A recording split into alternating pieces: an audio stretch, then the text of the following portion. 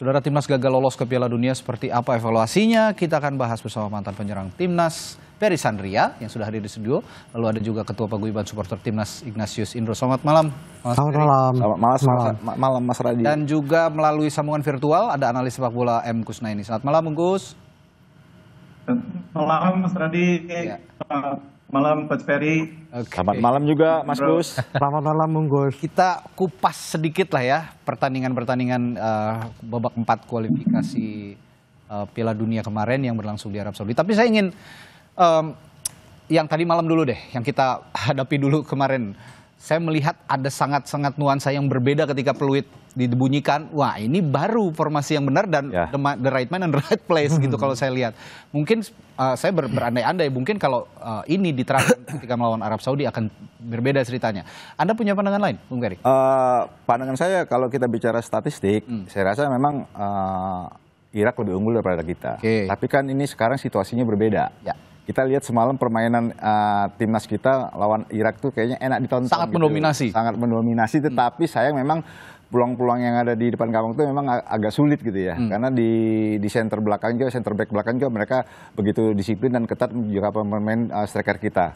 Ya, di sini perbedaan kita lawan Arab. Sebenarnya Arab itu waktu kita pertama main dengan mereka, kalau menurut saya tim Arab itu tidak istimewa dibandingkan dengan Irak.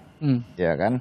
Tapi di sini juga Irak juga harus menjaga pertemuan Indonesia dengan mereka. Ya. Kan mereka ini kan menang terus nggak pernah kalah. Ternyata memang terbukti memang tim ini sama-sama punya kualitas. Gitu. Memang kebetulan gol yang kemarin tercipta oleh Irak di menit ke-75 kalau nggak salah ya. Itu mungkin ya itu memang kesalahan dari pemain belakang kita sendiri, Sirido, yang seharusnya bola itu harus kasih ke kiper, dia buang ke area tengah. Itulah sebenarnya dia pada saat membuang bola itu dia tidak melihat kemana arah bolanya. Hasil bola itu kena pemain dari Irak sendiri dan di situ juga mereka buat syuting. Dan di sini yang saya seneng banget gitu ya dengan 4 center back di belakang. Mereka ini disiplin dibandingkan waktu lawan kita Arab. Ya. Mereka jadi man to man markingnya dan area yang biasa dibuat dengan Arab tuh banyak space, kita dibuat banyak space, jadi Arab itu enak main bolanya. Nah, semalam kayaknya tuh Irak tuh agak susah, agak sulit gitu loh. Oke, saya ke Bungkus dulu sebelum ke Mas Indro. Bungkus, kalau tadi malam melihat sangat berbeda sekali nuansa permainannya ketika melawan Arab Saudi, bahwa ada yang mengatakan juga bahwa ini baru timnas yang asli dibandingkan dengan Arab Saudi. Sepertinya kemarin lawan Arab Saudi itu banyak sekali yang dikesampingkan oleh Patrick Kluivert dan banyak yang yang menganggap juga ini lagi coba-coba formasi. Anda punya pandangan lain atau bagaimana, Bung Gus? Iya, tanpa bermaksud menilai pemain yang main di game pertama ya, kita harus menghormati juga bahwa pemain-pemain yang main di match pertama itu juga sudah berjuang ya. Tapi memang harus diakui di match kedua kita melihat ada progres yang lebih baik ya.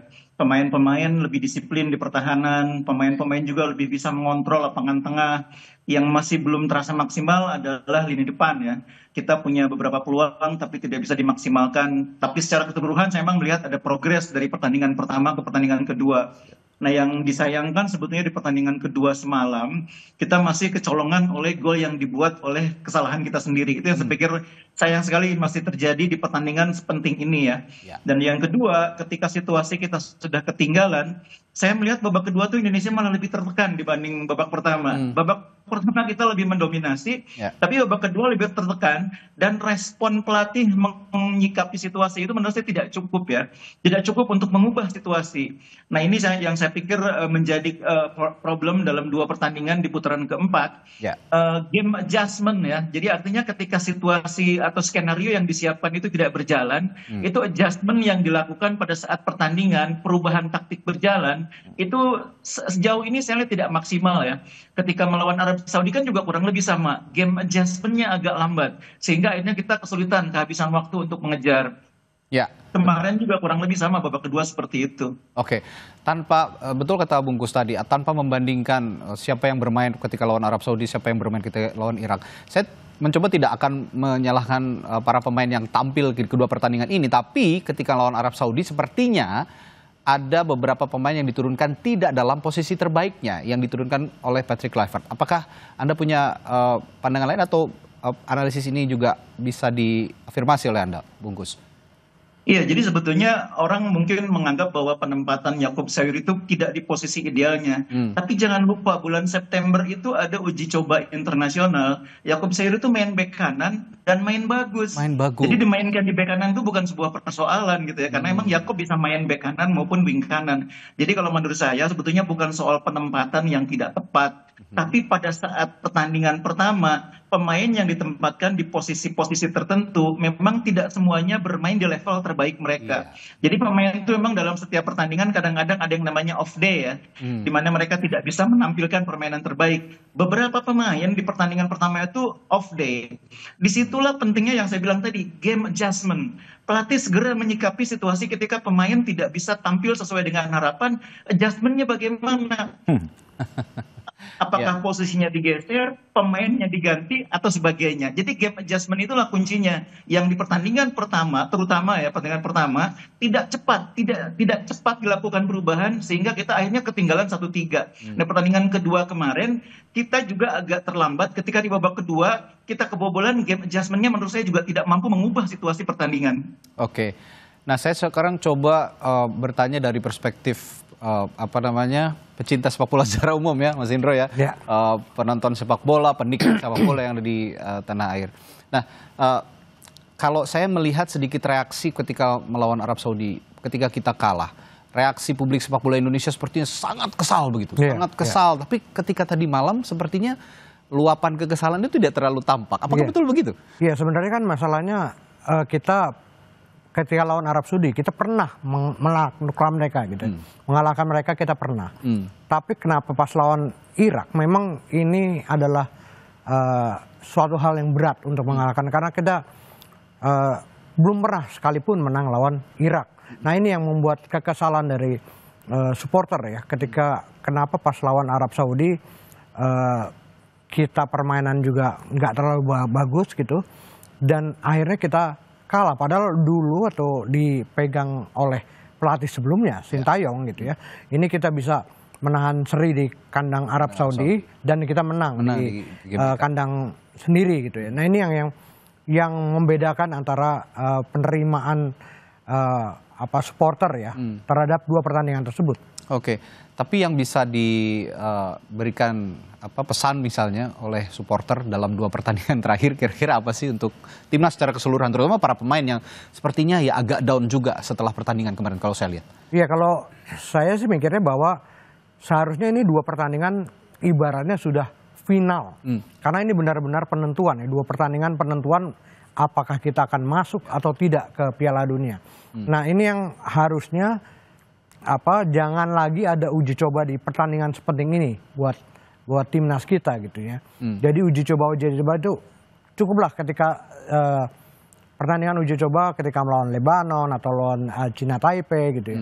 Tapi di pertandingan ini benar-benar pemain-pemain pelatih kita, pelatih Kluivert ini mengeluarkan benar-benar pemain-pemain yang dianggap adalah pemain-pemain terbaik. Jadi apapun yang terjadi, kalau perlu bermain lebih pragmatis, ya silahkan gitu ya. Ini yang penting adalah hasil, karena ini dua pertandingan yang benar-benar menentukan. Oke, nah kalau dari ini Bung Peri Sandre ini adalah juru gedor timnas, gitu kira-kira. Dan saya akan bertanya kepada Bung Peri soal penyerang-penyerang kita. Tadi malam bahwa ada Mauro Zylstra di babak pertama dan akhirnya digantikan oleh Ole Romani. Ditopang juga oleh dua winger di kiri dan kanan. Sejauh ini performa lini serang di timnas kita pada dua pertandingan terakhir saya akan tanyakan ke Bung Peri nanti setelah jeda di Sapa Indonesia Malam. Tetaplah bersama kami.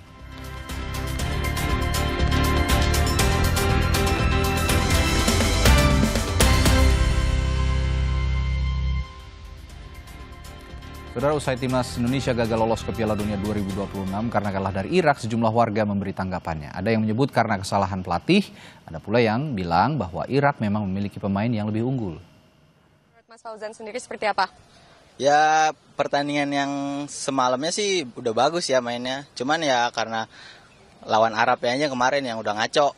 Terutama ya pelatihnya sih, Patrick, yang menurut saya enggak sih. Sebenarnya timnas udah main lumayan bagus ya sebenarnya Mbak ya. Cuma mungkin komposisi pemain aja sih. Mungkin kurang dipikirkan dengan matang lah. Jadi ada mungkin beberapa pemain yang pada akhirnya tidak perform. Ya sebenarnya saya sudah mulai kecewa ketika versus Arab ya sebelumnya ya. Karena ekspektasinya kan sebelumnya permainan kita kan lumayan cukup bagus ya. Tapi kenapa ketika kita lawan Arab akhirnya jomplang banget ya. Ya makanya itu mungkin ada kesalahan strategi lah di awal. Mungkin dalam hal ini kan di jajaran kepelatihan ya. Itu yang cukup lumayan mengecewakan lah akhirnya. Karena ekspektasi kita cukup tinggi di lawan Arab gitu. Karena ini kan kalau lawan Arab kita menang aja, akhirnya mungkin bisa mempengaruhi ke laga versus Irak gitu kan. Ya itu tadi pendapat para pecinta bola di tanah air. Ada yang bilang kurang responsif pelatihnya, ada yang juga menilai soal komposisi pemain yang tidak tepat ditempatkan oleh pelatih dan berbagai macam. Tapi saya ingin tanya lini serang tadi ke Bung Peri. Kedua pertandingan kemarin timnas melawan Arab Saudi dan juga Irak. Sebelumnya di depan sepertinya tidak ada benar-benar striker murni yang dipasang ya bantu lawan Arab Saudi. Di depan ada Ragnar Ratmangun dibantu juga sesekali oleh Emiliano Jonathans. Nah di pertandingan melawan Irak di sana ada Mauro Zilstrand. Kira-kira dan juga digantikan oleh Romani di babak kedua. Nah kira-kira dari dua pertandingan terakhir ini serang kita sudah menunjukkan hasil yang paling optimal atau sebenarnya masih bisa lebih baik lagi dari yang kemarin? Ya, menurut saya mungkin permasalahan memang selama ini di tim nasional itu permasalahannya di penyerang, ya gitu, goal getter ya kalau kita bilangnya. Dari zamannya pelatih sebelumnya memang permasalahannya di situ juga. Kebanyakan mereka mengandalkan dari gol-gol dari second line, bukan striker murni. Ya. Ini juga nanti untuk kedepannya pelatih-pelatih kita ini juga nanti harus benar-benar jeli untuk mencari pemain striker. Apa kekurangan di tim ini? Saya rasa kalau untuk pertahanan dan untuk di gelandang saya rasa sudah cukup. Permasalahan memang harus di tengah. Kita ini tidak punya striker murni. Dan di sini ada oleh Romani. Tapi kita lihat dalam dua pertandingan beliau juga dimainkan di babak pengganti. Ya. Saya berharap kemarin itu lawan Irak dia turun full time. Ternyata di sini untuk striker ditempatkan Mauro didampingi dengan Ratmangun dan Jonathan. Kerja mereka juga kemarin tiga ya kalau saya katakan memang ya bagus lalu cukup lumayan meskipun tidak begitu agresif. Di sini kita harus membutuhkan yang punya penyerang satu naluri golnya tinggi dan dia juga agresif. Bukan hanya bukan hanya terima bola aja tapi dia harus pinter menempatkan posisi dia sebagai striker. Dan yang kedua juga dia harus sebagai kalau orang bilang tuh pembunuh berdarah dingin. Itu yang susah dicari striker ya. Striker ini kan bukan harus dia punya kecepatan, tapi pinter gitu. Tadi saya katakan tadi pinter, yang saya katakan tadi pinter itu menempatkan posisi dia pada saat bola ada di mana. Itulah sebenarnya striker yang paling berbahaya. Di sini juga di sini juga si Ole ini pinter sebenarnya. Tapi kenapa nggak dimanfaatkan main di babak pertama? Tidak full game gitu ya, diturunkan gitu. Kenapa harus dicadangkan? Kalau saya lihat di melawan Arab Saudi memang agak stuck aliran bola ke lini depan, tapi kemarin pada saat melawan Irak sebenarnya dari semua sisi aliran bola ini cukup deras mengalir ke lini depan, dari sisi kiri, sisi kanan, dari tengah aliran bola yang cukup matang mengalir ke lini depan. Bungkus, apa yang perlu dievaluasi dengan pertandingan melawan Arab Saudi yang lini tengahnya kurang optimal, menyumbangkan aliran bola ke lini depan, tapi kemarin aliran bola yang banyak begitu deras tapi tidak bisa dimanfaatkan. Apa yang bisa dievaluasi, Bungkus? Ini kalau saya menyambung dulu apa yang disampaikan tadi oleh Coach Perry ya. Jadi persoalan lini depan itu sebetulnya kita sudah tahu sejak beberapa bulan yang lalu. Oleh Romani cedera. Karena itu bulan September pelatih harusnya menjadikan uji coba melawan China Taipei dan kemudian melawan Lebanon itu adalah semacam gladi resik untuk bermain kalau tanpa striker andalan. Itu kan harusnya diskenario kan. Ore kan waktu itu kan sejak awal kita tahu kondisinya tidak mungkin main 100%. Paling tinggi pun mungkin hanya 90%. Nah, skenario-nya itu harusnya diuji coba di bulan September. Nah, saya melihat skenario itu ternyata tidak bisa disiapkan dengan baik sehingga di pertandingan lawan Arab dan lawan Irak kemarin kita tetap mengalami kebuntuan. Kita lawan Arab itu bikin 2 gol, itu dua-duanya bola mati penalti loh. Jadi artinya lini depan itu persoalannya tidak terpecahkan. Nah yang kedua, aliran bola sudah banyak ke depan tapi tidak bisa menghasilkan peluang mencetak gol. Karena persoalannya satu, kreativitas itu harus datang dari skenario yang disusun atau game plan yang disusun oleh pelatih. Nah, game plan-nya itu tidak cukup untuk menciptakan situasi untuk membongkar pertahanan lawan. Makanya mau sebanyak apapun bola dialirkan ke depan, kalau kreativitasnya kurang, ya hasilnya kan seperti itu. Mudah Itu sudah terbaca ya. tercermin sebetulnya waktu kita lawan Lebanon. Waktu lawan Lebanon, ingat lawan Lebanon itu kita mengurung pertahanan Lebanon. Tapi kalau kita menghadapi lawan yang bertahan dengan garis pertahanan rendah, itu kan di situ gunanya pelatih itu kreativitasnya, skenarionya, perubahan taktik berjalan tuh kelihatan di situ kemampuan pelatih membongkar pertahanan lawan. Nah, kemarin lawan Irak, babak pertama tuh Irak bertahan agak dalam di bawah. Mereka nunggu kita. Dan mereka berhasil karena dengan cara itu mereka sudah lihat waktu lawan Lebanon kita kalau mereka bermain dalam kita juga nggak mudah masuk. Nah, itu harusnya waktu lawan Lebanon situasi seperti itu sudah bisa dibaca. Kemarin waktu lawan Arab, waktu lawan Irak, solusi yang didapat dari eksperimen dari uji coba lawan Lebanon itu adalah jawaban dari cara membongkar pertahanan lawan yang main terlalu bertahan. Ada skenario lain, ada plan A, plan B, plan C, bahkan perlu sampai plan Z begitu ya, sudah disusun oleh pelatih ini menghadapi situasi-situasi sulit seperti yang timnas hadapi ketika melawan Irak. Tapi tadi malam yang ramai dibicarakan juga oleh warganet, pencinta bola adalah kinerja wasit nih. Mas? Kalau tadi malam kita lihat wasit asal Cina ini banyak atau asal Tiongkok ini banyak mengeluarkan putusan kontroversial. Apakah juga dari supporter melihat banyak? Ada beberapa hal sih, terutama ketika Ole dijatuhkan ketika dia peluang bersih ya itu ya. Peluang bersih, tapi tidak ada kartu merah. Ini juga jadi pertanyaan tentunya. Dan wasit juga jarang sekali melihat VAR gitu kan. Ini juga beberapa menjadi pertanyaan. Tapi di luar itu yang kita lihat adalah seperti yang Bungkus dan Mas Ferry katakan bahwa memang kita kurang memiliki striker yang benar-benar bisa membunuh ya, kill the game gitu. Nah, ini yang kita memang kurang dan saya tidak tahu apa yang terjadi di kepelatihan ataupun apa gitu ya. Banyak isu juga yang beredar tentang hal itu. Nah, ini yang bisa harusnya di PSSI ataupun kepelatihan menjawab semua itu dengan tepat ya. Oke. Sebenarnya mungkin saja ya Bung Peri kalau melihat striker-striker kita ada Ole Romani, ada Mauro Zylstra, mereka punya kualitas yang bagus tapi tidak di drill atau tidak dieksplor oleh pelatihnya. Apa benar demikian atau ada pendapat lain? Ya, saya rasa kesalahan sebenarnya juga ada di pelatih sebenarnya. Gitu loh. Apa dikatakan Bung Kusna ini tadi, masalah uji coba sebenarnya itu contoh sebenarnya kita harus berbuat sesuatu gitu loh. Pada saat kita punya striker andalan kita Ole, pada saat dia cedera, ini siapa penggantinya? Nah, kemarin kita sebenarnya sudah harus bisa siapa harus pengganti Ole waktu pada saat kita uji coba lawan TP. Nah, ini memang harus dibuat kreatif. Jadi dalam sepak bola itu kalau kita susah untuk menerobos pertahanan yang kuat, di sini juga permainan dan pemain juga harus kreatif gitu loh. Oke dah, kalau striker pemain dijaga dengan ketat, dengan disiplin, tapi kreatif dari belakangnya juga harus muncul gitu, harus bisa manfaatin peluang-peluang yang ada yang diberikan oleh pemain striker. Dan striker itu bukan hanya dia harus berdiam diri, striker murni, dia juga harus bisa memberikan ruang buat yang lainnya untuk masuk buat peluang gol.